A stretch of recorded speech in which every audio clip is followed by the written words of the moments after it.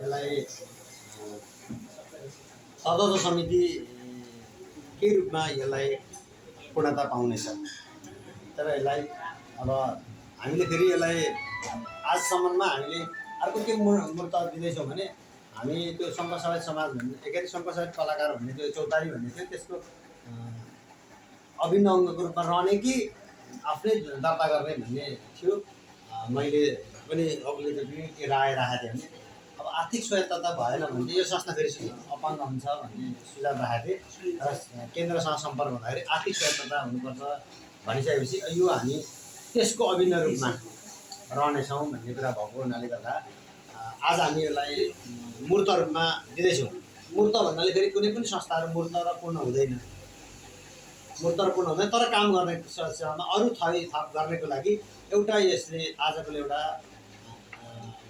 Active खालको एउटा कार्यसमिति बन्नेछ र यसले 6 महिनाभित्रमा अरूलाई पनि समेट्ने गरी होइन, त्यसमा मैले पनि के कति रूपमा सहयोग गर्न सक्छु, हामी उपस्थितहरूले हामीले चिने जानेको लागि के कति समेट्न सक्छौँ र 6 महिनाभित्रमा कम्तीमा इटरीमा शङ्कुवा सवालीहरूको कलाकारहरू छन् अरे भन्ने कुरा नाम जानेछ। हुन त शङ्कुवा सवालीहरू कलाकार थुप्रै छन्, तर पनि हामी बिचमै पनि चिन्जान छैन।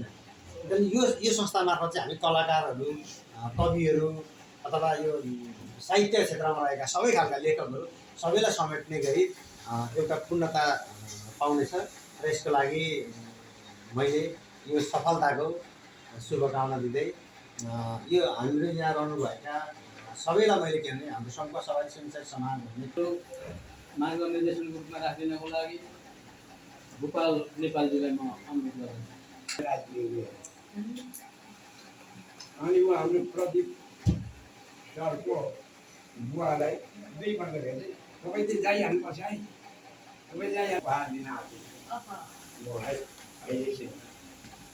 अनि अब समय मिलेछ भने कविता पढ्नु कि भने जस्तो पनि लागेको छ। पुस्तक अन्तर्गत यो हो सुवर्ण धेरै हुन्छ। यो महावीर फुलको भन्दा कति हुन्छ यो ठाउँ लागि छ एउटा साथमा पाउनु पर्ने बेला बेला हुन आएको। अनि यो कुरा लगेर त्यहीँ हाल्न पाएँ। अनि म पनि यो मितिमा यहाँ गएर अब यहाँ गएर यसरी शङ्करसभा मलाई बोलाउँदै गर्ने सरी सब नारी गुरुपत्नीलाई माता सरी सब नारी गुरुपत्नीलाई सासु भई मित्र पत्नी सबै जननी माई जान्नु सबै लक्ष्मी